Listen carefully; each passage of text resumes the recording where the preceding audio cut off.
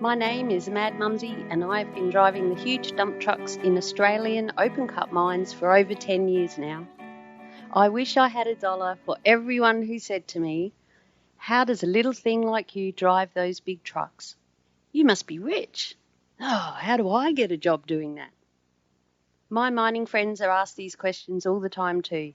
This is what started the Mad Mumsy journey to share stories and tips from living a mining lifestyle and to let others know what it's really like. Are you looking for a dream job in the mines? Not everyone is cut out to be a miner, but why not? What does it take to thrive and survive in this industry? Tune in each episode as I sit down for a relaxed chat, usually over a few beers, with a fellow miner. Women and blokes with various experience, roles and opinions share their lessons and stories with you. Now let's dig in. Get it? Dig? Mining?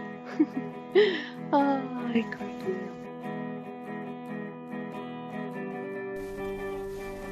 Hello and welcome to episode 3. This is part 2 of our series where we catch up with Karen, the wannabe dump truck operator. To listen to our previous chat with Karen, head to madmumsy.com/beers2. That's the number 2. In this episode, Karen describes to us what it's like to drive a huge dump truck for the first time, how she is handling the mining lifestyle, and much, much more. Now let's dig in.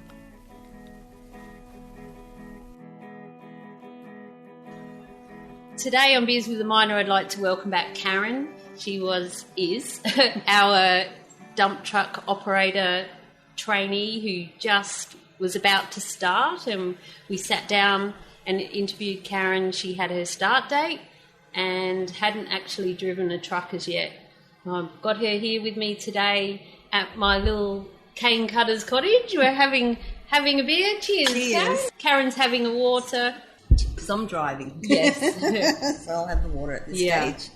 So I'm having a Forex column and it's my first day off, so I'm being rewarded. And Karen's having water. She's a good girl. She's driving and it's raining. So I will do my best to edit it out, but we are in tropical North Queensland and, you know, the sound of the rain on the tin roof is just a blessing. Let's hope we can send some of it out west.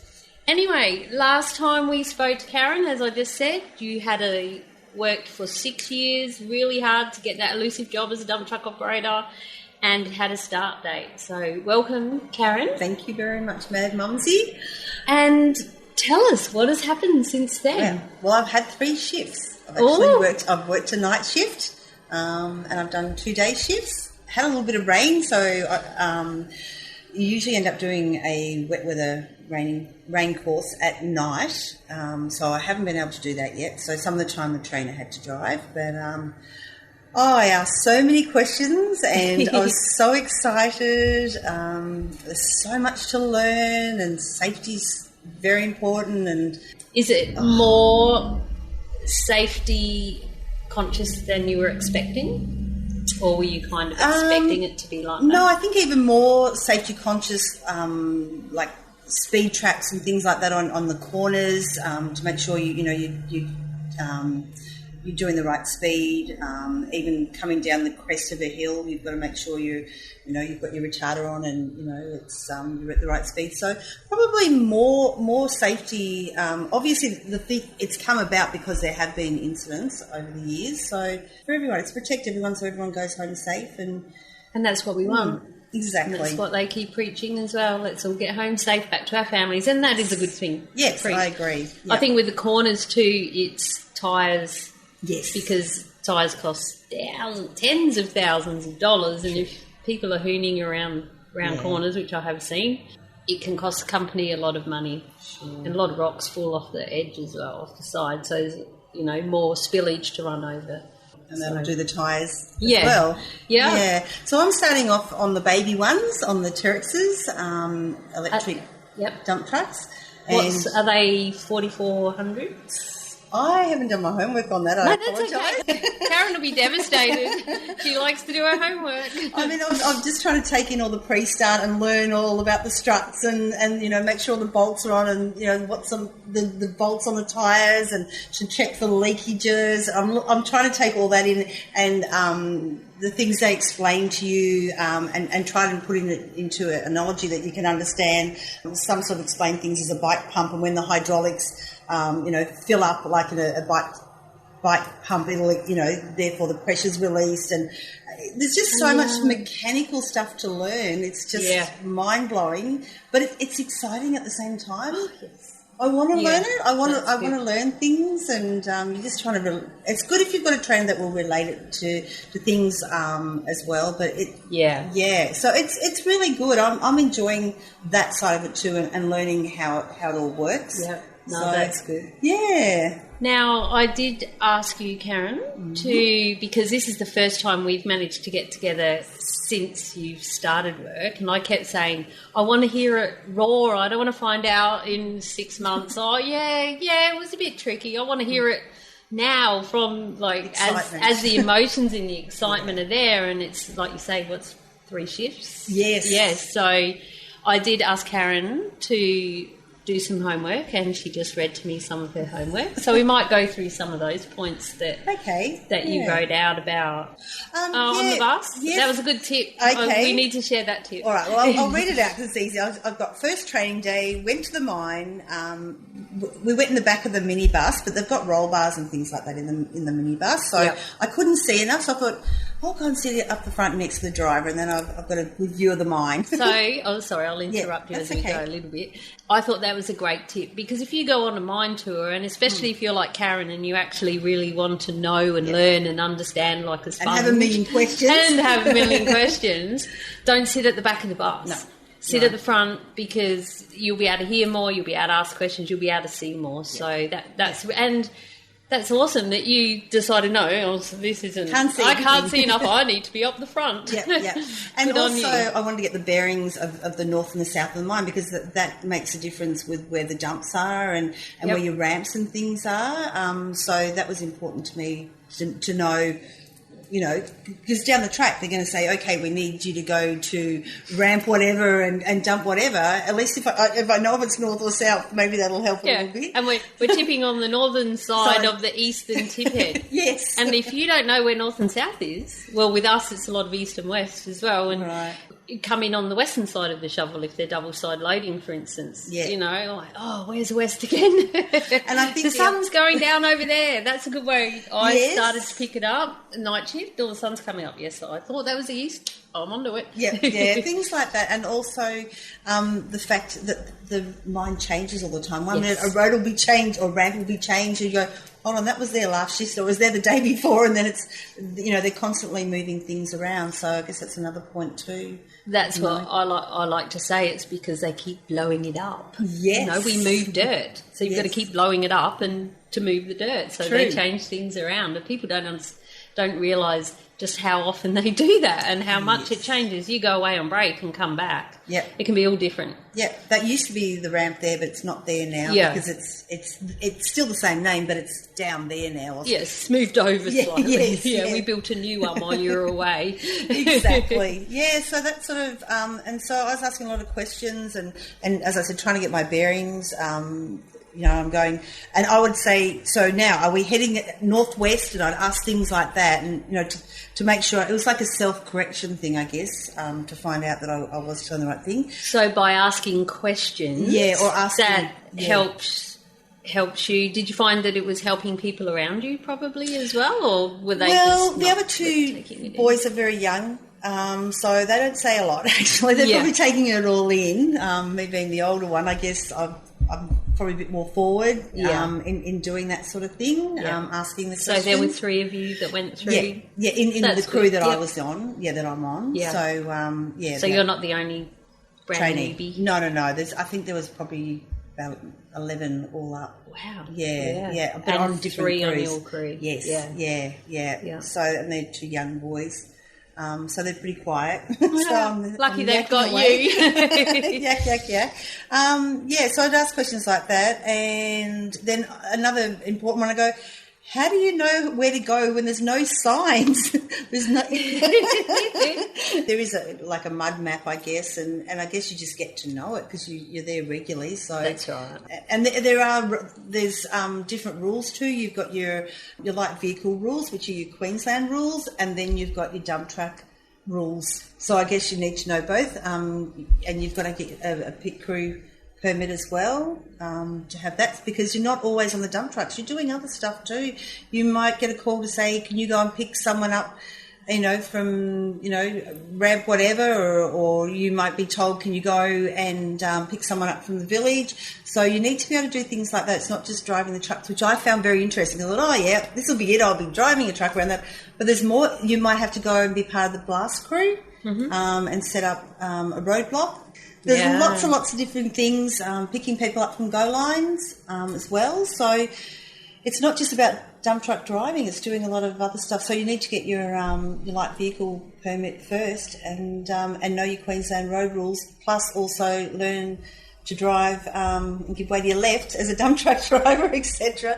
And then you've got your hierarchy of different vehicles that you give way to, so you have to learn that as well. Yeah. So it's like... And it was so funny because the trainer and everyone just kept saying, I bet your head's spinning, I bet your head's spinning. I go, yes. Yeah, that really helps. Don't worry. It just stopped for a minute, but then you reminded me, oh, yes, that's right. Mind spin. It is. Yeah. Because you sort of have 3 days in the classroom doing your inductions first. Right. And you get all that information, and then you're out there on top of that, sort of trying to learn all this other stuff. But everyone said, don't worry, it'll come to you. And I guess it's like any new job. There's always new information, and there's a new lingo to learn as well, isn't there? Oh, it's a whole new language. It is. Before we get into that, I'm just going back a little bit. We'll just touch on the inductions. Yeah. So did they show you lots of scary movies and things that go wrong? Yes, your emergencies, but also, I thought this is interesting, how an actual tyre is made in a factory. I thought that was very interesting to see how much goes into the manufacturing of a tyre. Yeah. So that was big good. Suckers, aren't they? Oh, yeah. And also, letting you know what happens when the tyres get quite wet. They actually... not go to jelly, but they soften a lot. Yep. So then if you go over a rock or something, that's, and they're already soft from the wet weather, because you've got people wetting down the road, the water trucks wetting the road constantly as well. Yeah. Because to keep the dust down. Yeah. So right. we did see that. We didn't see too many scary movies, to be honest. It wasn't too bad, good. but they let you know that there are, Yeah, because I used to have nightmares about them when I was a greenie. Really? They showed us some horrific stuff. Yeah. And I can understand that it was to make us be aware of safety and things can and do go wrong. Sure. But I would literally have nightmares and I'd be dreaming about being in the pit all night, and then I'd wake up and go, no, now I've got to really go and do it. Because, as people who've listened to Mad Mumsy any length of time know that I struggled for a long time. Yeah. And that's why I've got this passion to try and help people realise what it's like, and if you know what it's like before you get going, and that's why I wanted to get Karen. Get Karen. I've got Karen. I think my biggest fear, believe it or not, it sounds silly, but it was doing working at night. Night shift. Yeah. I was really worried about that because I thought, don't build up a phobia, but because talk yourself into everyone having their naps and things like that, and micro sleep, and oh my God, what'll happen if I do have them? But I've so with that, I really was trying to be as vigilant as I could with my sleep pattern, and trying to do everything as normal, but in the opposite direction. Yeah. Like if I had my smoothie in the morning for breakfast, I'd do the same pattern when I came back, so that my new breakfast was, 8 o'clock in the morning or 7 o'clock. Right, so I try to keep my body clock the same. And I've actually worked out a period of time that seems to be my sleepy, that I feel most tired. And what time is that? Between 1 and 3. Oh, right. Yeah. That seems to be, and that's even during the day, I find that. So that time, and even it's at kind night. of like they say about that mid-afternoon. You need that mid-afternoon snack. Yes. Yeah, exactly. and You may find that as you continue on, that'll change, and you have it. I was doing a lot of things one way, and then over time, I've changed it totally around to the other way. Yeah. I tend to do it whenever I come home from work is tea time, and whenever I get up to go to work is breakfast. But I'm not, so I'd be looking for Wheat Bix at breakfast time, like you say, with your smoothie. But now on night shift, I get up and I go and have tea. Yeah, I have dinner. Yes. So I've that changed somewhere along the line, then I go and have my porridge in the morning when I come home from work. Okay. So it's breakfast. Yeah. So and with your sleep patterns, that changes too. Even from day to day, you can be fine and have really good sleep all day. You think, I'll be right tonight, and you're more tired than ever. You just can't pick it. But I have known a lot of people over the years who've said, once the sun comes up, once the sun starts to come up, then they're buggered. That's the end of them. That's when they get tired and they want to fall asleep. And I thought, really? That's when I start to get excited and go, yay, the sun's coming up, it's nearly home time. Exactly, me too. That's you too, even after that. Yeah, I'm like, well, not long to go to the end of my shift. That's right. And the other thing and I've said this to a lot of people over the years as well, is I guess it's the mindset that I come from, but you're telling your mind that. You just told me that. Yes. And so, like I just said earlier about, now don't forget your mind's meant to be spinning. Same thing, don't forget, sun's coming up, better get tired now. So don't tell yourself. Mind over matter. Don't talk yourself into, and it's easier said when you've been awake all night. And any chance you get, shut your eyes. Yeah. If there's a little bit of an opportunity, you might not feel tired, but even just to shut your eyes and just doing that, obviously not going down a ramp or anything, but if there's a bit of a break or they're swapping out, dig a dry, it just really helps just to have that, just take that pressure off your eyes. Really? It kind of is, that's right. Power nap. Yeah. The other thing I wanted to go back to is the left, give way to the left. Yeah. Okay. We did kind of touch on this in our pre-interview chat. And the first mine I worked at was exactly the same. He gave way to the left, as you say, hierarchy of light vehicles give way to all heavy vehicles, and then there was a medium vehicle thing thrown in there. And then a grader, if it's operating, you give way to it, but if it's not operating, you don't have to give way to it on your left. So giving way to the left is an interesting concept, and I couldn't understand why until I actually got in a truck, and they're left-hand drive. So it's a long way to the right-hand side, especially in even in a little truck. It's a long way. And then because you're up so high, there's a massive blind spots everywhere, which most people would have seen probably graphics of that, light vehicles. You just can't see them, and that's why they have to have the big flags, because you can see a flag coming past most of the time. So you give way to the left because that's what you can see. So you've been doing that at work all night, and you get out and you get in your V8 and you take off and you go home and you get to the roundabout and you're giving way to the left. Don't do that, people. It doesn't work. And the other thing, we were just talking about this yesterday. There's two ladies that just started out there. They're not greenies, but we were talking about when they were and when we were.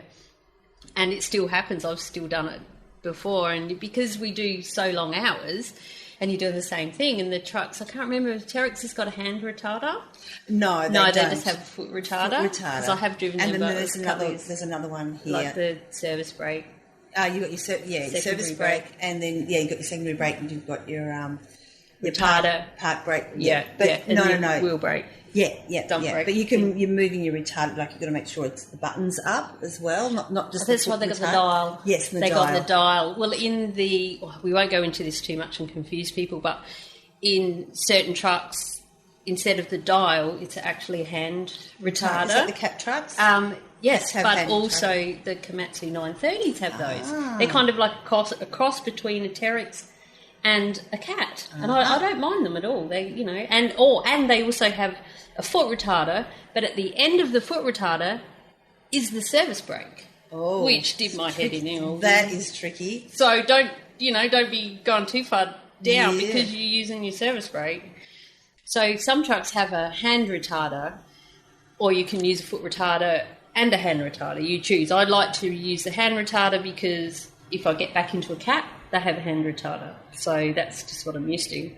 Anyway, again, get in the V8 or your Hyundai or whatever you've got, take off, and you get to the roundabout, you go to give way to the left and use the hand retarder. That isn't there. Oh, my goodness. Of course, you know, that's not your brake. It's your windscreen wipers or it's your indicator, depending what sort of I did that in the light car. vehicle. I got back because they said to me, "Can you go and pick up some people from the village?" I said, "Yeah, no worries." And my trainer came with me, and the whole way I kept putting the windscreen wipers on. Oops. Because of the indicators in the truck were different. Yep, exactly. And another thing that's very interesting, now that I think of it, is when you're driving the truck, you're basically using the ball of your hand to turn the truck. So when you get home, you've got your steering wheel on your car and you start doing the same thing with the steering wheel on your car. You will, and it's much more efficient. Yeah. And did you know, apparently, someone told me this. I said, why do we do it like that? And it's tractors. They have a knob thing that sticks up. Oh, okay. And you turn it around that. And it's palming, they call it. Yes, I don't palming, think that's it, yes. driving instructors recommend it in a car, or you're probably meant to do the 2 and 11 and all that. Yeah, 10 to 2. What is that, 10 and 2? Yeah. Yeah, and so when you're turning, you do I do that all the time. Just while I'll just touch on this and then we'll move on, but another classic thing I did from a truck into a car as a greenie too, and I was still getting used to it. I went into a service station and I was getting some air put in my tyres, and this service station, God love them, used to actually come out, do windscreen and do you need some air in your tyres? Full service. I used to go there all the time. Anybody with a service station, are you listening? Can we bring that back, please? Yes. And they said, this air compressor effort isn't working, you'll need to go to the other one. Just reverse back and go in here. Can you guess what I did? You did as if you were going under a digger, did you? No. I didn't think that. No, I blew the horn 3 times. Oh, to reverse. Because in your truck, it's blow the horn once before you start and wait 10 seconds. Yeah. And then blow it twice to move forward and 3 times to move back. And I did it to move back. And I realised what I'd done, and I just pretended I was waving to a friend. And we were talking about that yesterday as well. And the other one, while we're on it, fundamentally stable? Yes, but no, the other one is putting in a delay at roadworks. Oh my God. So you come up and you have to stop or get off the road for whatever reason, or you're getting fuel when you go to push the modular screen, which we're going to touch on, to put in delay wait on access or something, because there's an oversize coming. We're going on crib break. I'm home now. I'll log off. Oh dear, but we are digressing slightly. The other thing I wanted to touch on is that you're allowed to drive a light vehicle. Yes. That will vary, because the mine that I'm at, there's hardly anyone that is authorised to drive light vehicles. They took a lot of people's light vehicle licence off them because there'd been a few rollovers, too many incidents, and they've just really cut down the amount of people who can drive a light vehicle. Oh. So it was interesting to hear that as a trainee, they're getting you to drive around. Yeah, which everyone does. It's just part of everyone has to learn, and I think it's great that I've been in a few mines, and it's been different in each one. As a greenie, I was driving people around as well. So I don't mind it. I think it's great, to be honest, to be able to have that as well, because I know I remember when I was looking, I think there was even jobs saying, driving a light vehicle on the mine site. I'm pretty sure I saw something on some vacancies. Yep. Maybe as a Peggy or something like that. If you've got your light vehicle licence, I don't think it's a bad thing to have. It's not much fun if they say get in that light vehicle and go and pick someone up and it's been pouring with rain and it's muddy. I've had to do a few things, and it's all right for, I don't want to say just for the guys, because there's some chicks out there that do full driving, but that's not been my department. No, I did it on a motorbike. Yeah, I wish I on a dirt bike, but I wish I had done a 4-wheel drive licence. I think it wouldn't be a bad thing to have. Well, I know some mine sites also you have to do a defensive driving course before you can get your light vehicle. The one I'm at now, you have to, and if it expires, you do not drive a light vehicle. So I don't know what's involved in that. So I guess the reason I bring all that up with the left hand and the give way to the left and the light vehicle is that you might get used to giving way to the left at this mine and then get a job in another mine perhaps in 10 years' time or whatever when you go to run the show. And they don't do that. Yeah. Each intersection is signposted. It's just mine traffic rules. So if what they do with our vision, if we're coming out of an area and on our blind side, which is our offside, the side you can't see, that's our right-hand side in the truck, which is, 10 metres away sometimes, or I don't know how many, I should know that. Yeah. It's a long way. You can't see, so they'll make sure that we have right away. Yeah. So that's how they kind of figure it out, and they try and set up intersections, but then that comes back to engineers, but that's another whole subject. There are delineators as well, which is good, so that does at least tell you the entrance to go in. Oh, that's good, yeah. And some have flashing lights to say, this is your dump, come in here. No, come on down. No, nothing like that. Yeah. But some signs do have dump whatever, but some of them have got signs. Yeah. Okay, Karen, let's touch now on the first time you actually got in a truck, or even when you got in a truck. Yeah. How did that go? Was that was that the first time you'd ever been actually in a big truck? Yes. Yes, tell me how you felt. Take us there. Well, gosh. I think you're just so nervous making sure you've got your glasses on, got your hat on. You walk up those stairs thinking, gee, these are steep stairs. I'm going to be doing a lot of this stair walking. Boy, you've got to be fit for that. And it was just amazing. I don't know how to describe it. It was exciting. A little bit of an adrenaline rush. I think even though when you see the trucks on the go line, just looking up at them even before you get on the truck, it's just like, wow, look at the size of these monsters, and then to actually start there, and I just kept saying, I'm a dump truck driver, and I just kept saying that over and over. Were you saying that out loud? No. I didn't want the trainer to think I was crazy, but and it was like, finally made it. I'm here. I'm sitting in the training seat, but I'm in a truck. I'm in one of these trucks.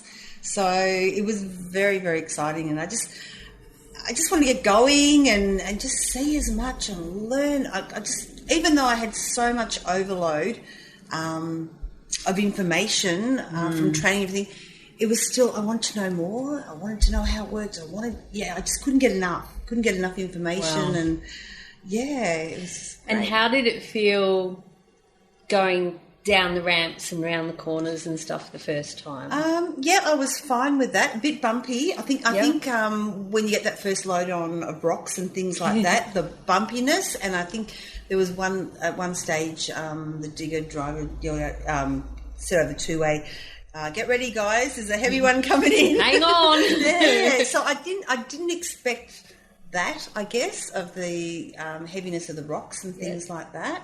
But and you sort of, I'm a little girly, but I don't mind playing the mud. But when you're walking up those stairs and your hands are just black with coal and you haven't even got in the cabin, it's like, oh, yuck. That's where you need a little bottle of hand sanitizer in your bag. Yeah, I've got some wipes now. Some wipes, because you don't want to use all your water because you need to drink that. Exactly. Yeah, it's like, oh. Yeah. And a lot of the people say, oh, we don't like working in the coal. We prefer to, be on the other. Yeah, so you've actually been in the coal. I have. So, and you don't want to touch your face. Oh, yeah. We're a real coal miner. Touching your face and you're going, oh, yeah. Yeah. Did you, so you said you felt the rocks, so you've had some loads under free strip. Yes. Well. Yeah. Under the so you've done both. Yeah. I've seen all that, so that's pretty amazing too. But and the other thing that was very exciting, I've seen a couple of blasts. That was exciting to see. Awesome, yeah. And the other thing that was exciting was actually getting up in the diggers, so you could actually see how they operate. So they got you to go up it was just, look at this clown backing in here. See what he's doing? That's what you don't do. It's that sort of thing. Yeah, that's so cool. So that was really exciting too, because I have got my Cert 3 in civil construction, so it was great. And, I said to the digger, I said, I've got a ticket on this. And he goes, what size? I go, it was a 3-ton. He goes, well, this is a 400 and something or a 600 something. I went, Okay. Got to start somewhere. Yeah, exactly. So that was pretty exciting being up there, and it is all about learning and teaching you, what they're looking at and what they sort of expect, and knowing that they've got quotas that they've got to meet and how important it is time-wise, to get under there and get that load out of the way. So that was good to see as well. Yeah. And what about the first time? This is the one that freaked me out the most, was when we backed up to the tip head the first time and the tray went up. That freaked me out. Why did the tray go up? Because I was tipping the load. Oh, tipping. Or when they were tipping the load and I was sitting there. I'm like, because it's so hot, you don't realise how high up it goes. Didn't worry That me. didn't worry you? That was the one that freaked me out the most. Yep. I'm back there now just thinking about it. I didn't expect that. Really? I don't know. Because it's just you and the cab. Yeah. Because all your, everything around you's disappeared. It's just gone. And actually, in saying that, a couple of days ago I had to take the truck into the workshop, limp it in really slow because it was broken. I didn't break it, not that would have mattered, but so anyway I had to limp it in, and when I got there the fitter, I had to take it onto the wash pad where they hose it down with an awesome big fire hose. I'd love to do that one day. And I just parked it up and got out, and he goes, I'm sorry, do you reckon you could move it forward a bit and put the tray up? So I put the tray up and I said, now, if any rocks come out, don't blame me because I wasn't driving it. Because if you don't get all the rocks out and then that truck ends up going into the wash pad or the workshop, and that happens a lot, and they have to get a little loader over to go and actually move them out the way all the time. So anyway, he said, no, and I watched, I could see in the camera, I'm like, no, old mate must have done the righty because nothing come out. But I got out of the truck with the tray up, which you don't ever do. No. No, but I was parked up, right? And the fitter wanted it like that, so it was done. And he chopped it and everything, and I got out and I'm like, wow, and that's what reminded me of it. Yeah. This feels weird, The sky's just there. And then walked down the stairs and off I went and come home. Yeah, I think it's remembering all the sequences of things you've got to remember to put your stairs down, and then you've got to put your, your brake up, and then you put your brake down. It's trying to get all the sequence, and then you press this before you get out, and then there's just so many rules and regulations of no-nos. Putting your delay, and it's just like, okay, well, what do I do in this situation? Then someone's going to hot seat, so no, we won't turn it off, so we don't have to wait for it to cool down. When you're taking off at the go line, okay, make sure you check your service brake, make sure you check your retarder. There's just all that. And there's a lot, isn't there? Wow, there's a lot to take in. Yeah. But the more you do it, the more you get used to it, and it becomes second nature, and then that can bring a whole new set of issues where you become complacent and you think, she'll be right. And, and that they're always bringing that up in courses and stuff. You have to still stay aware, and even though you slip into your zone and you got this, and you don't come back out of the zone until something changes or whatever. So, well, especially when you're not doing, you've got a speed limit as well. You've got to stick to, so that's very important. And if you go over it, you get into trouble from dispatch or whoever, and things like that. And the fuel pumps. Oh wow! And just remember, you got to chock your tyres and test for dead, and then so you put your fuel have to in. feel that you fuel the trucks there. And then you got to, and then the grease, and so you got to put all those sort of things in yourself, and it's learning all that, and the pumps are so heavy, and then just so much to take in, and then you check your truck to make sure everything's okay. While you're fueling, that at other times you're not allowed to go under the truck unless you have isolated it. There's a lot to it, isn't there? There's a heck of a lot to it. Yeah. And people don't understand it. Brain dead trucking. No, I've just go and, I'll just go drive a truck. That'll be easy. Yeah. Easy money. Oh, people have said, well, you're only carting dirt from one place to another. And I was like, no. You're not just doing that. You've got to learn how to go under the digger. There's certain angles you've got to go at. It's not just, here you go, mate, you're under. There's just... I can't believe how much. And then sometimes they time you. A lot of times they'll trying to get people like you're taking too long under the digger. And Yes. they'll sit there and I know people, that's their job, is to get the truckies to be better, faster, self-spot, more efficient, because it means more loads, which means more money more for profit. the company. But, of course, doing it safely. Yes, exactly. It's always safety first. Yeah, but hurry up. Yeah, safety first, but hurry up. Okay, so let's talk about modular, and they call it dispatch at your mine, or production, or mine control. What do they call it? Yeah, so the person that you radio into if you need to, something's not right, or if something's happened to the truck or something like that. Yeah, all those. So what are things. they called? Dispatch. They are dispatch. Yeah. And they actually set your run, and they tell you through the modular which jump you're going to and what you're doing and when to fuel and things like that. Can you just explain to people what modular? It is? It's a little screen, yes, inside the truck, and is it about the size of an iPad? Yeah, it would be. Yes, it definitely is about an iPad size, and you just touch on things, and you key in your number when you start, so they know who's driving the truck. I guess log in. Yep, log in.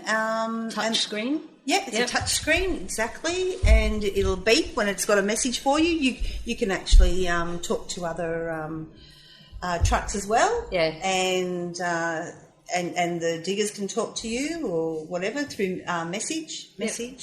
So I guess that's what it is. It tells you when to go and get your fuel, tells you when to have your crib break, and check with them if you feel something hasn't happened that you would like to. You can also go in and check if there's been things set into mine care about the truck, like say it had a smashed window or something like that. You can actually go into a screen and check if that's been reported. Right. And like actually use that. Yeah. Yeah. Because some mines, I think they have the capability of that, but it doesn't necessarily get processed into that. It's more a paper trail. But that varies again from mine to mine. Yeah. Yeah. So back on, how are you finding getting the habit of putting in your delay? So when you park up for crib, do you remember that? Yeah, well, I suppose or your trainer elbows. I was about to say, it's easy to remember when you've got a trainer next to you. When you're on your own, it's going to be, oh my God, what do I do first? I'll be all, just remembering just everything. Take a breath and go, okay, I'm here now. Right. Log Step on, one, log yes. to do this. Lights off. Yeah, it'll become like... It will. It so does.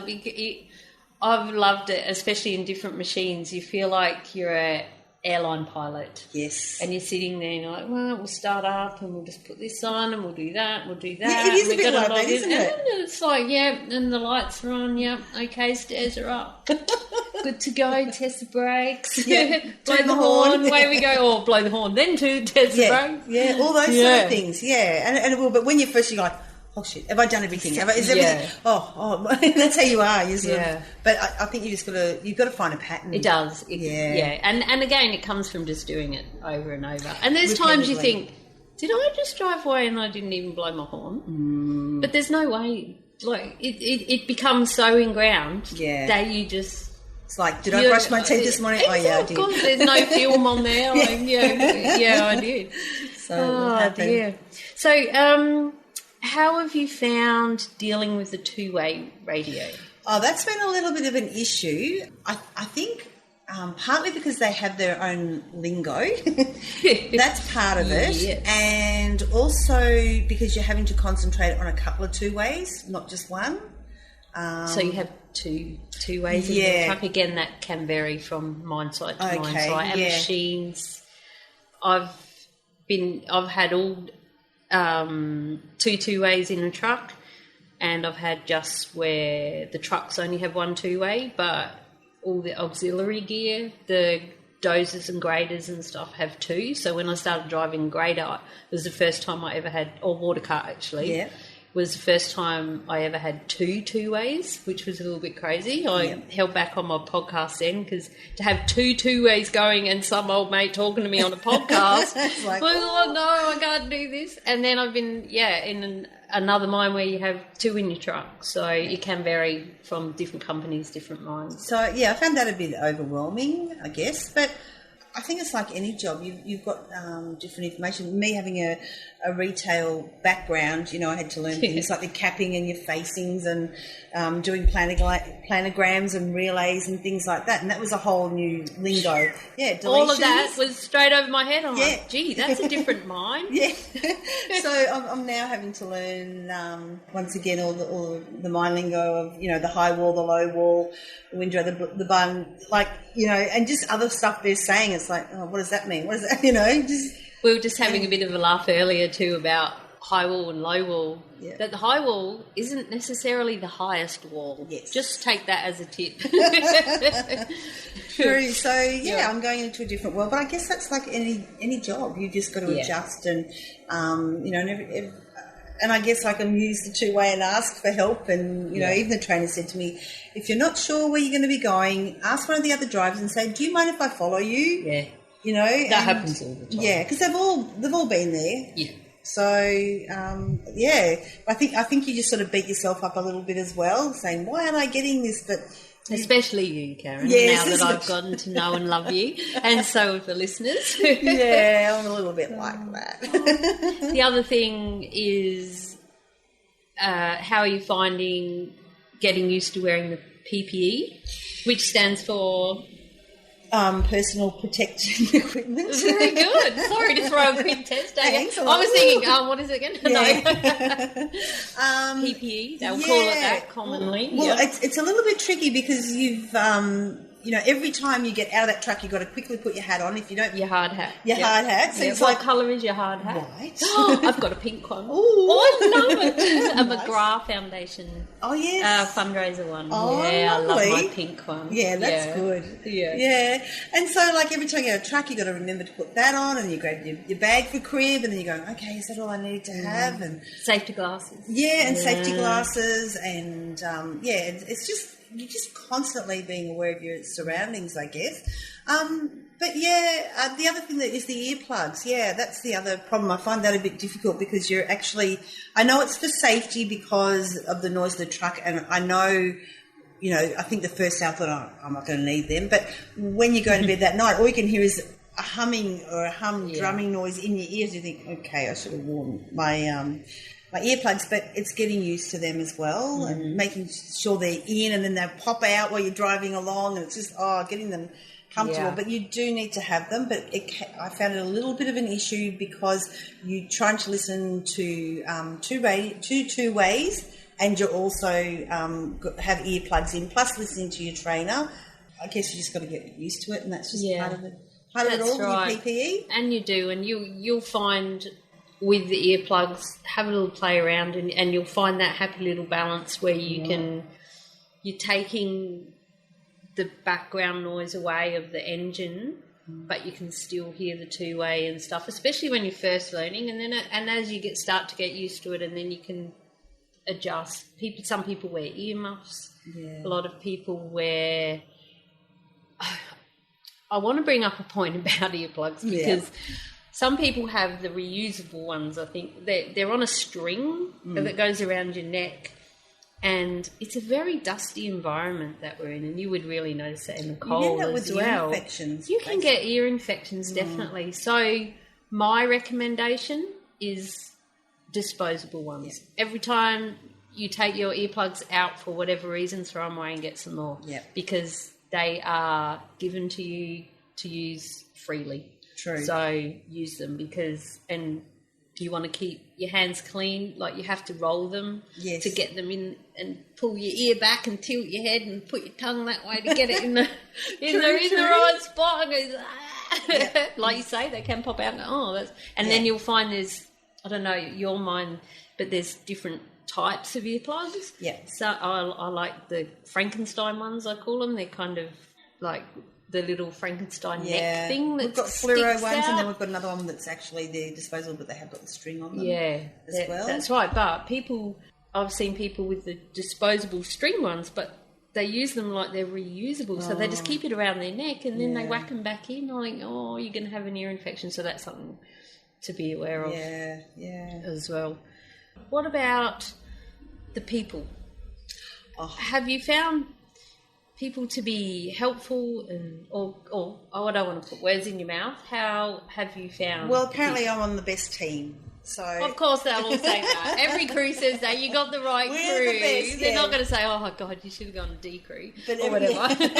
No, they're really helpful. It's great because it's well, you've got the actual company that runs the mine, and then you've got people like myself that have come with a recruitment agency. Right. Sometimes that can be a division, not with this team, and the, you've got a the mixture contracting labour hire versus permanence. Yes, which that's is quite prominent at the moment. Oh, sorry, I'll just interrupt. No, that's okay. For the listeners, a lot of mine sites, definitely across Queensland anyway, seem to be going more the contractor role, which means they've got a more disposable workforce. Yeah. Flexible, I think is the word they say, not disposable. No, but perhaps that's how we feel. Yes. You know, we don't get sickies or holidays, and if it rains, they can send us home, or they can just get rid of us at a minute's notice. That's correct. And in the downturn, everything. But you know, at least we've got a job. That's how. That's yeah. what So it is a big issue, and in some mines, some of the permanents can be a bit antsy against, and it's not a nice place to be, but at times, you know, at the moment, the contractors, at least having more people that are contracting kind of helps even it out. Not that it should have to be evened out, but people are becoming more used to it now, I should say, yeah. I guess so. But no, I'm on a great crew, and also it's a mixture of ages, which I think is really good. Everyone makes you feel very they're very welcoming, I guess, because they've all been there, and you just know that you can ask any of them for help, which is really good. So no, I'm pretty impressed. With that, because I had a little bit of a hiccup, but I didn't have my uniforms for the first couple of swings, so I stood out like a sore thumb. With a different colour, did you have the same colour shirt or a different? No, bright orange.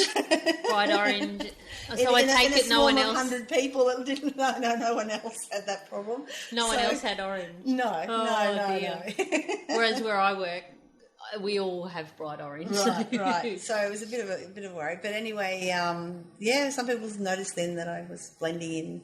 Where's your orange shirt? I go, no, I've got my shirts at last. Oh, right. Oh, That's very exciting because you get your name on your shirt too. Yeah. It's really like personalised, and you feel more part of the team having that. Yeah, definitely. So no, it's really good. And I'm just finding everyone very helpful, very friendly.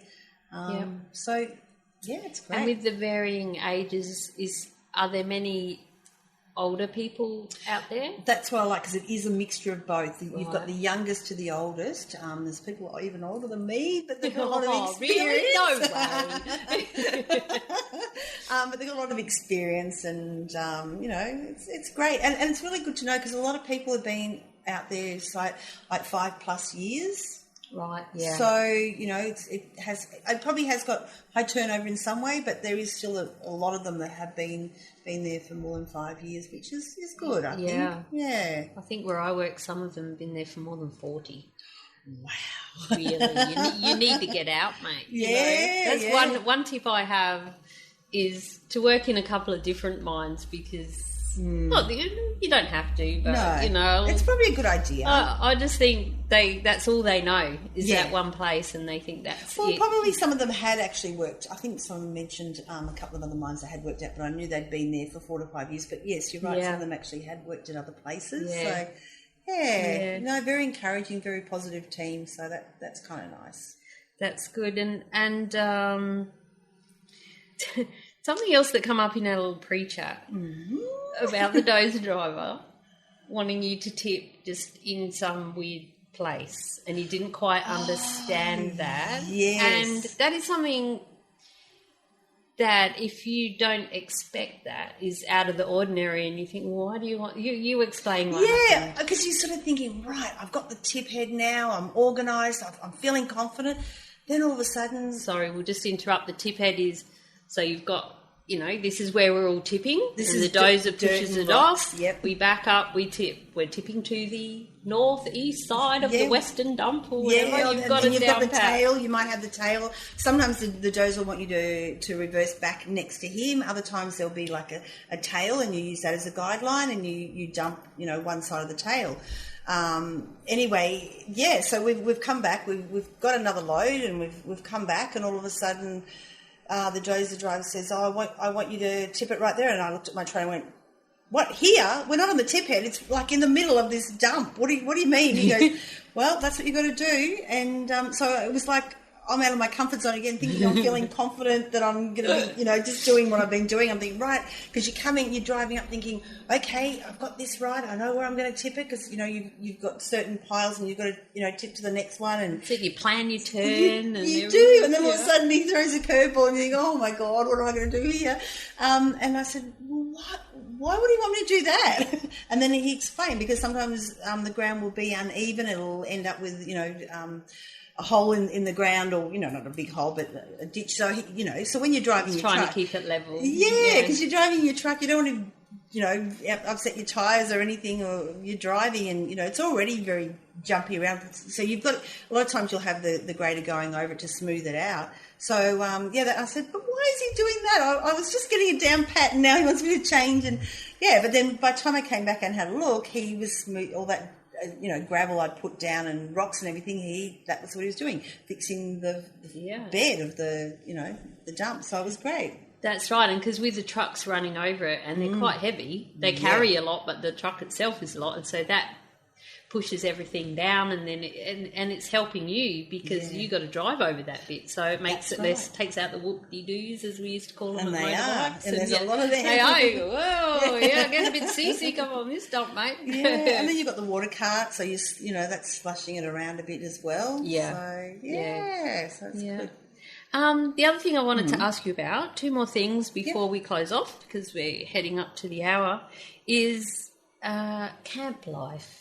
Tell me, how are you liking Well, camp? I think I was very lucky because I had been a cleaner, so I had that adjustment, which really helped. But talking to a lot of people, I think it's very important to eat right, have your routine, get your 8 hours sleep, and do a little bit of exercise, because you're sitting on your backside in a truck. And I think if you can try and balance all that, I know I'm only new at it, but I feel like I'm trying to get all that down pat. Yeah. And especially you have your nights where you'll sleep like a dream and other nights you don't. But as long as you at least try and stick to the pattern of trying to have your 8 hours, you may not get that because you've had a restless night. I think if you can set a routine as quickly as possible. Yeah.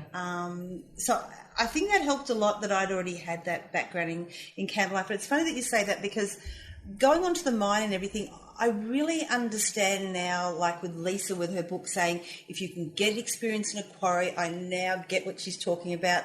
And also the fact a lot of times they employ people from the country, because you're walking on a lot of uneven ground, you're on dirt. I think if you're a bit of a city slicker, you with cannot, heels and if stuff, you're not used to balance. And I know years ago I lived on a country property, and my cousins would be city slickers, and they'd come up and they would fall over, they'd walk in the cow pats, and they didn't know how to get out through a barbed wire fence. But I think that's why they probably like people who come from a farming environment. And they've driven a tractor or two, even as you can totally 6-year-old understand kid it. with dad or whatever. And dirt and coal and getting dirty, whereas country people are very much, I'm not saying, some city people might be okay, they might have gone camping as kids, and that's fine as well. True, yeah. They're okay, but I can totally understand, because the ground that you're walking on, if you don't know how to walk properly, on that ground, you're on your backside very quickly. And the slush and the mud because of the, the water carts and everything like that. Yeah. So, it can be, and your eyes on path. Yes. Big one. Yes, eyes on very path. important when you're doing your take fives. Yes. Yeah, exactly. So how far do you have to travel to get out to the camp and the mine? I think by car it's about an hour and 40 minutes. Yep. I'm fortunate that the company actually provides a bus. Okay. So I don't have to walk very far to the bus. So that is officially a BIBO job, bus in, bus out? Well, it is. It is. And which it's still great. comes under the FIFO lifestyle. Yeah. It's basically living the mining lifestyle. FIFO, BIBO, DIDO, which is what I do. I drive in, drive out. It doesn't mean FIFO lifestyle is get on a plane and fly away to work. No. But it's go away to work, in my view. Yeah. So I really enjoy that, because we can have a little snooze on the bus. which is good. Oh, right. I mean, there will be times I'll drive out, but other times it's great. I'm really happy catching the bus. Is it far from your house where you have to get No, on? no, not far at all. Oh, that's no, good. it's not very far to walk, so that's even better. There's usually a group of people there waiting to catch the bus. All hanging out. And yeah. Do you wear your work shirts out? Like, do you We've got the go whole gear. straight So basically, to the mine? Well, to work? basically, you get off the bus, get your key to your room, quickly go and put any frozen stuff that you might have brought out. Like I take my mixed berries out there and things like that. So yes, good. and anything else I've got, and then you can either go and get crib if you want to, and then you're quickly on the bus and down the mine. So it's only like a half an hour. And the other thing is, tend to get down to the mine to Central very quickly, so that you know, if you've got 45 minutes to half an hour before your huddle starts, I think that's a really good idea to just get yourself organised, see what your truck number that you're going to be going on, what bus you're catching down, to find out, to your goal line and all that sort of thing. So I think it's just. I think you have to be really organised as best you can. Get your routine as quick as possible. Yeah, because there's so much to learn, and at least if you can get all that into to whack pretty quickly, I think that helps a lot too. Yeah, and that helps whether you're a newbie or not. Just going to a new mine, just get there that little bit earlier and have a look, and because they're the sort of things when you go to a different workplace.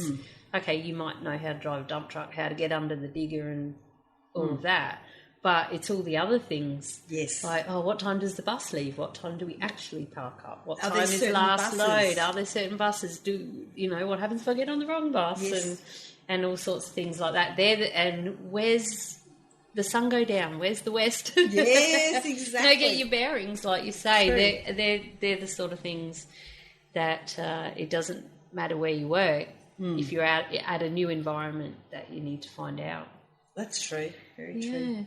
So, well, thank you, Karen. I think that's pretty much covered what I wanted to cover. Yep. Is there anything else you can think of? No, not really. I think that's it. And I'm just obviously going through a lot of highs and lows, and I'm still going to do my wet weather training. Maybe we can discuss that next time. Keep your homework up. Okay. Yes, ma'am, Mumsy, I will.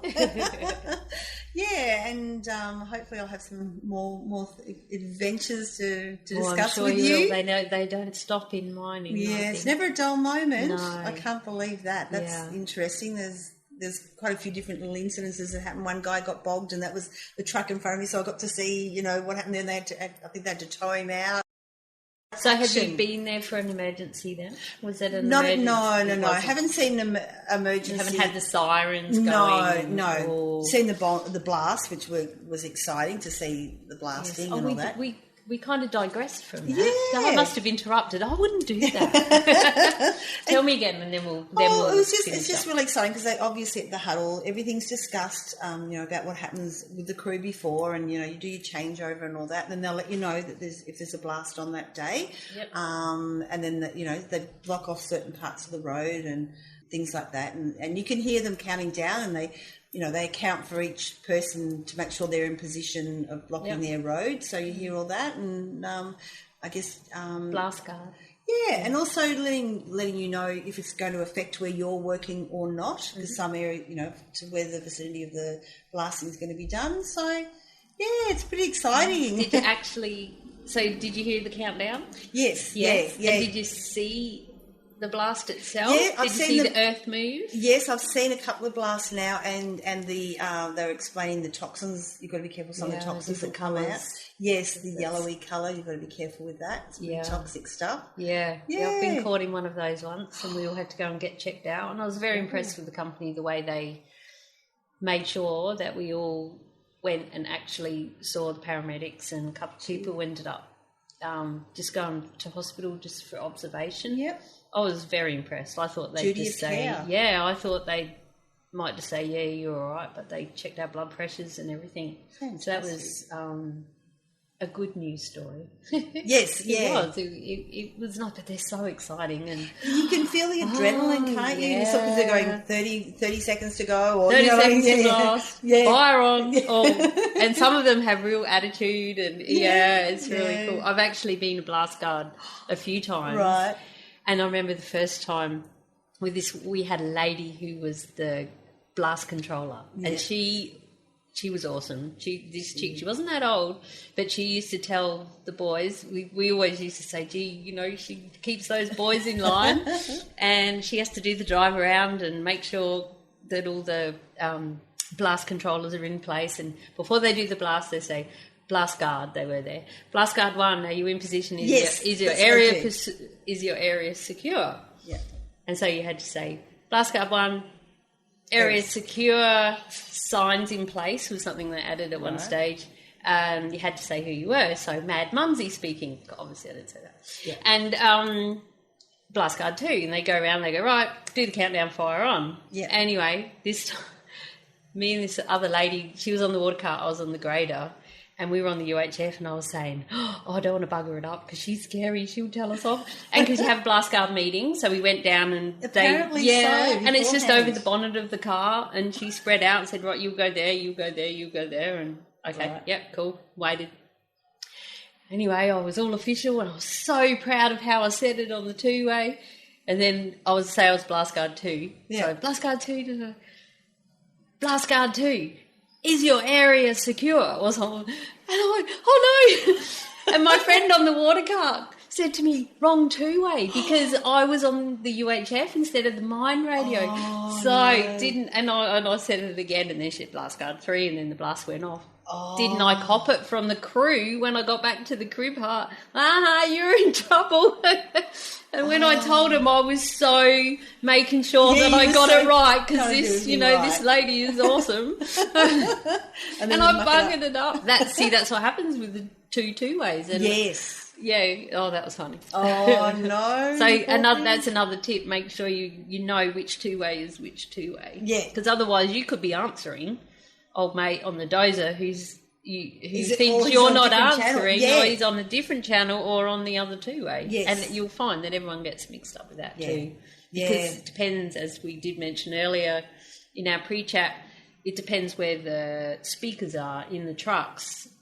Some it sounds like it's the UHF, but it's the other one or whatever. So. Yeah. But they're things you'll get used to, and I can't wait to hear the rest of your journey, Karen. It's pretty exciting.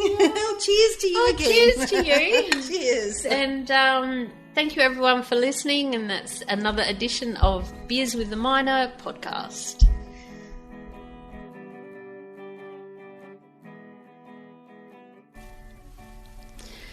Well, what a lot of fun we had that day. I hope you enjoyed our chat as much as we did. Clearly, we could go on forever, but I hope this gives you some insight into what it's really like working in a mine as a newbie dump truck operator. All the links we talked about in this episode are at madmumsy.com/beers3. Mad Mumsy with a Z or a Z, depending where you're from. I'd love you to please leave a rating and review on iTunes so more people can hear about the Beers with a Miner podcast. Head to madmumsy.com/iTunes to go straight to the subscribe link. And please share with your mates. Until next week, stay safe, be real, be special, and have fun, for we only live once. Cheers.